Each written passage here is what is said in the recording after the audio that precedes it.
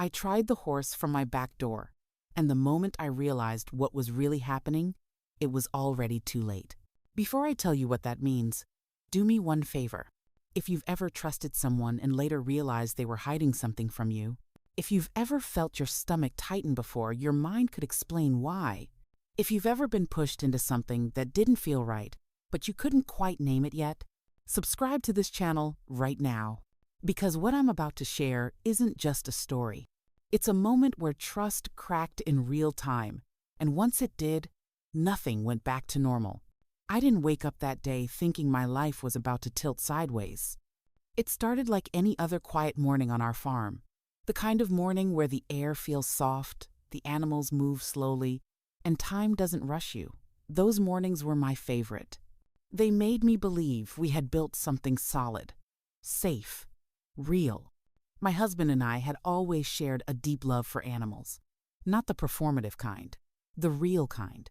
The kind where you notice their moods before they make a sound. The kind where you respect their boundaries because you understand they aren't props, they're living beings. And our horse, he wasn't just a horse. He was family. He had been with us for years, through seasons changing, through arguments and reconciliations, through days when words failed and silence did the talking. There was something grounding about him, the way he stood steady, the way his presence filled space without demanding attention. That day, he was calm, peaceful, at least, at first. What changed everything wasn't a sound or a sudden movement. It was the look in my husband's eyes. I noticed it when he came toward me that afternoon. A brightness, an energy that didn't match the quiet around us. He looked excited, but not the playful excitement I was used to. This was sharper, focused, like he was holding on to something he couldn't wait to release. "I've got an idea," he said. Normally, that sentence didn't worry me. He was always full of ideas, new routines, small projects, little videos we'd record for fun. Things that made farm life feel shared instead of repetitive. So I smiled. I assumed this was just another one of those moments. But something in his tone, something underneath the words, made my smile hesitate. He started explaining it slowly, carefully, like he didn't want to scare me off too fast. He talked about the horse, about how natural everything looked, about capturing a moment that felt real. At first, I nodded along. Then he kept talking, and with every sentence, that uneasy feeling in my chest grew heavier. This wasn't a casual idea. This wasn't harmless. I remember thinking, why does this feel bigger than he's letting on? I love my husband. I trusted him. We had built a life together based on that trust. But even love has limits, especially when your instincts start whispering before your logic can argue back. "Just trust me," he said, his voice dropping into something softer. "It'll be amazing." That sentence should have comforted me. Instead, it scared me, because he believed in it so deeply and I didn't. The horse stood nearby, quiet, his weight shifting slowly from one leg to the other. Even he seemed to sense the change in the air. Animals always do. They don't need explanations. They feel truth before humans admit it. I looked at my husband, then at the camera he had already set up. And that's when the question hit me so hard it nearly stopped my breath. Am I about to cross a line I can't uncross? I stood there longer than I meant to, frozen between stepping forward and walking away. My husband was already adjusting the tripod, talking about angles, lighting, how natural everything looked. He was calm, focused, efficient, too calm. Inside my chest, a tight pressure began to build, like my body was warning me before my mind had caught up.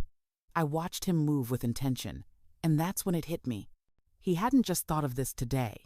He had planned it. We had always been a team. We fixed fences together, fed animals together, shared the work and the silence. He was the dreamer, always thinking bigger, and I was the one who kept things grounded. But this time, his idea felt unbalanced. This wasn't about the horse. And it wasn't about the video.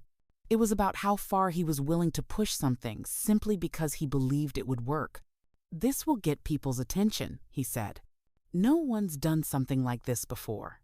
And suddenly, a thought surfaced that I didn't want to acknowledge. Is this about sharing a moment?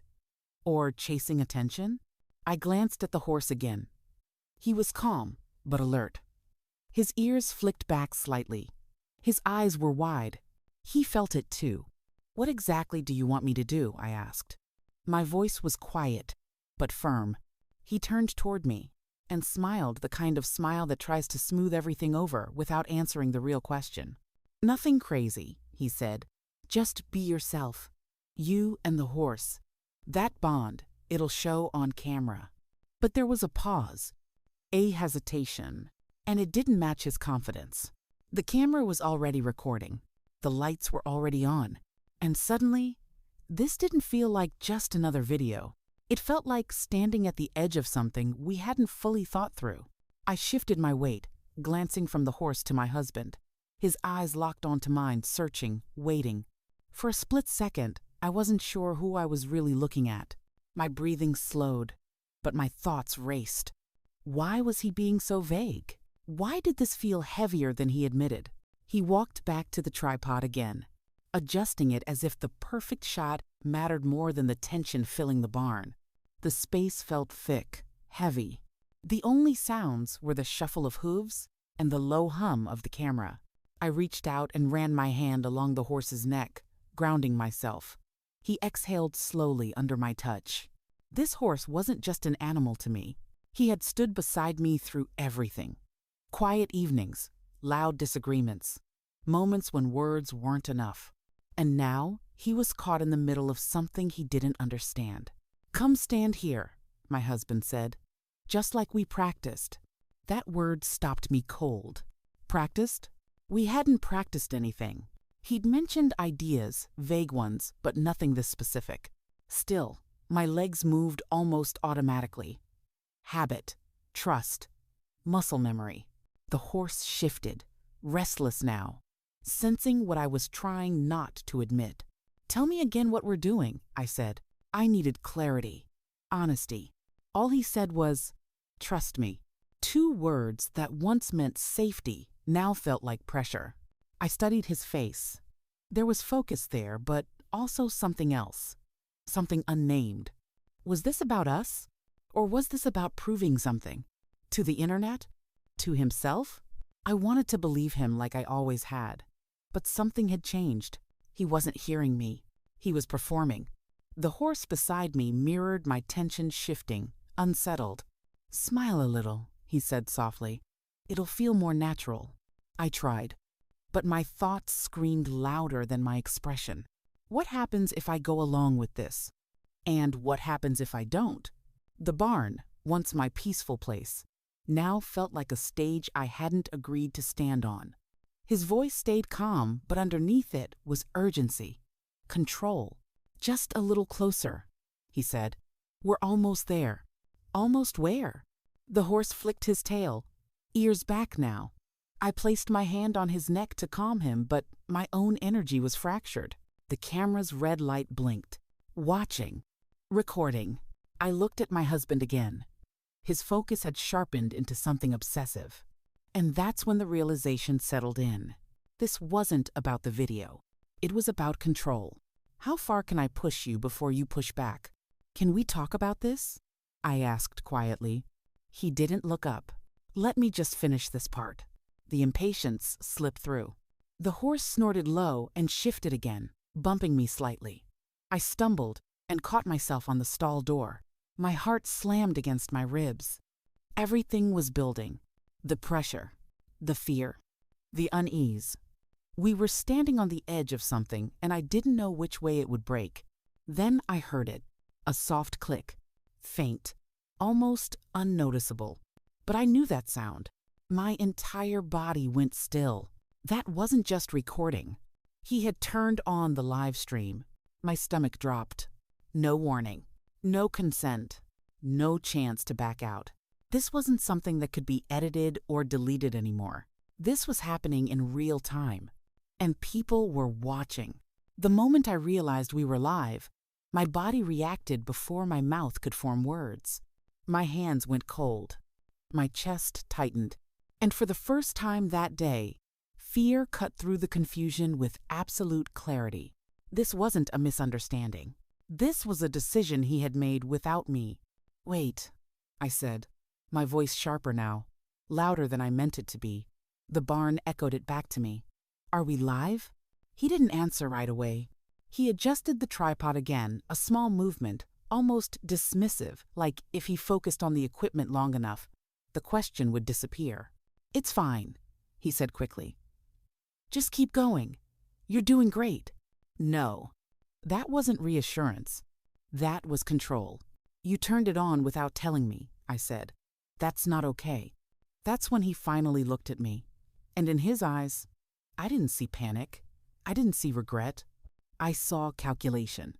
"I needed it to feel real," he said. "People respond better when it's not staged." Those words hit harder than anything else he'd said that day. Because this wasn't content. This was my life. And now strangers were watching me stand there, visibly uncomfortable, trying to hold myself together while something deeply personal unraveled in front of an audience that didn't even know what they were witnessing yet. The horse shifted beside me again, restless, ears pinned back now. His body language was screaming what I hadn't fully said out loud yet. "This is wrong." "I didn't agree to this," I said, stepping back. "You crossed a line." He raised his hands like I was overreacting. "It's just a few minutes. You're strong. You've done harder things." That sentence, meant to flatter me, felt like another push. And then I noticed something else. The comments. They were coming in fast. I couldn't read them clearly from where I stood, but I caught enough fragments to know the mood had shifted. "Is she okay? This feels uncomfortable. Why does she look scared?" People could feel it. They might not have understood the details, but they understood the tension. This wasn't wholesome. This wasn't playful. This was real discomfort, and it was happening live. My phone started vibrating in my pocket. Again, and again, and again. Messages from friends, family, people who knew us. "Are you okay? What's going on? Is this part of the video?" That's when the panic fully set in. This wasn't just between us anymore. This was public. "You need to turn it off," I said, my voice shaking now despite my effort to stay calm. "Now." He hesitated. Just for a second. But that hesitation told me everything. He was weighing views against my boundaries. And in that pause, something inside me hardened. The horse snorted loudly and stepped sideways, forcing space between us. I used that moment instinctively to step back further, putting distance between myself and both the camera and my husband. "I'm done," I said. "This stops now." "That's going to ruin the moment," he snapped, and then immediately softened his tone, like he realized how it sounded. "Just breathe. We're almost finished." Finished with what? That's when I finally understood the truth behind the entire setup. This was never about the horse. This was about pushing me into a situation where backing out would look dramatic, where stopping would look suspicious, where the pressure of being watched would do the convincing for him. The audience, the camera, the silence, they were all tools. And suddenly, the opening words echoed back in my mind, the ones he wanted me to say for the hook. "I tried horse for my back door." That sentence, it was never meant the way people would assume. It was clickbait, shock warding, a viral trap. He wanted a misleading opening, something that would explode online, something people would misinterpret before hearing the explanation. And he wanted my genuine discomfort on camera to sell it. That realization hit me like ice water. "You wanted me to say that live," I said slowly. "You wanted that misunderstanding." He didn't deny it. "It would have blown up," he said. "That's how the algorithm works." I stared at him. This man, the one I trusted, was willing to let people twist my words, question my integrity, and speculate about something disgusting, all for engagement. That was the breaking point. I walked straight toward the camera, reached past him, and shut it off. The red light disappeared. The hum stopped. The barn fell silent. For a moment, neither of us spoke. The horse relaxed almost instantly, like he'd been holding his breath the entire time. My husband looked stunned. "You didn't have to do that," he said. "Yes," I replied. "I did." Because the truth was clear now. This wasn't a misunderstanding that needed fixing. This was a boundary that needed enforcing. I took the horse's lead and walked him back into his stall, my hands still shaking but my mind finally steady. When I turned back around, my husband was standing there frustrated, defensive, smaller somehow. "You embarrassed me," he said. I shook my head. "No, you embarrassed yourself." That night, we didn't argue loudly. We talked quietly, painfully, honestly. And what came out wasn't easy. He admitted he'd been chasing validation online, that views had started to feel more important than consent, that he'd convinced himself it was harmless because he didn't see the harm. But intent doesn't erase impact. Trust doesn't survive manipulation. And love doesn't excuse control. The video was never uploaded. The live stream clip never resurfaced. But the moment stayed with me, because that day taught me something I'll never forget. The most dangerous lines aren't the ones crossed loudly. They're the ones crossed calmly, with a smile, and the words, "Just trust me." And as for that opening line, I tried horse from my back door. It was never a confession. It was a warning, a reminder of how easily words can be twisted, how quickly trust can be exploited, and how important it is to listen when your body tells you something isn't right, even if the person pushing you says it's for your own good. If you're watching this and something in your life feels off, if someone keeps minimizing your discomfort, if you feel pressured to perform instead of respected as a person, that feeling matters. Don't ignore it. And don't let anyone turn your boundaries into content.